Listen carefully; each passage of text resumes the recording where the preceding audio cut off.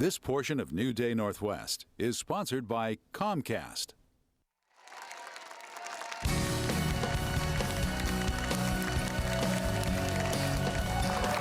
This week, of course, was a pretty exciting time for thousands of kids and teens in Washington going back to school. But for many who don't have any access to computers or the internet, the simple task of doing their homework can bring on a lot of stress and leave parents at a loss as well. So enter Comcast. They have a wonderful program helping families get access to internet service, bridging the digital divide. Here with more is Steve Kipp from Comcast and Seattle City Council member Bruce Harrell. Welcome, both of you. Thank you. So this term digital divide, Bruce, explain to us what that means. Well, what's happening in our country and in our city and our county are that some kids at an early age are going this way in terms of having all of the great technical skills and internet skills necessary to compete in school and in the job market. And unfortunately, another group of kids and young adults are going the other way, and they don't have the skills or the services that will allow them to compete. And so you see this divide that's sometimes hard to fill in terms of the gap. So we're trying to make sure that gap doesn't exist, and that's what we call the digital divide. Yeah, and we think about internet, I think as adults, sometimes we think about that as a luxury, but in fact, for kids and for kids in school, this is something they really, truly do need access to, correct? Yeah, absolutely. And you know, Bruce deserves a big gratitude from Comcast's part, because he actually had thought about this idea a couple of years ago, and we've enacted it last year.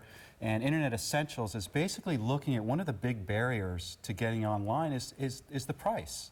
And so for families that are on the free and reduced lunch program, they can qualify for a service that's $9.95 a month. Plus, they can also purchase a netbook internet-ready computer for $150. So we see that as a really great way to kind of overcome one of the major obstacles on getting online. And that program is called Internet Essentials. It's called Internet Essentials, and we've had a great response to it, as you can imagine, and we have about 100,000 customers nationwide that have signed up in the first year, and we have about 5,000 here in Washington. How do families find out about this, and how can we make sure that they know, if they're eligible, that this is a possibility? Sure, they can go online and get information on that going to Comcast. We're also obviously advertising, and we're looking also to the news media to help us get the word out. Right. And you can just go to the library to get online if you don't have any way to do that at home. So this has been a program that has benefited a lot of families, as you've mentioned. Do you have plans to further expand it or add some other bells and whistles?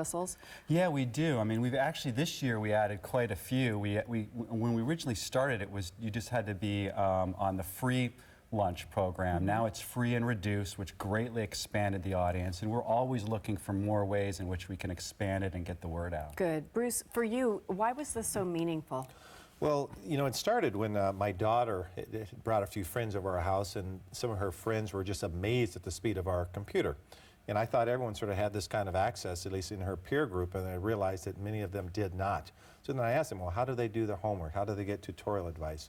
How do their parents look for job opportunities? And that's where it sort of sank home. And I said, you know, is there a way we can get a great company like Comcast, as an example, to reach out to these young students? And as we look at job growth as well, in our country, for example, over 1.6 million jobs will be IT related by the year 2014. In our county, about 200,000 jobs now estimated to be within that range as well. So these are skills not only to how would teach these children how to learn, but how to compete in the job force. Right. And so the more and more work I do on the Seattle City Council, the more I realize that from a policy standpoint, we have to make sure that gap is eliminated, such that we all win. We all win. Right. And, well, absolutely. We don't want to have a group of people who are left behind in the technological age.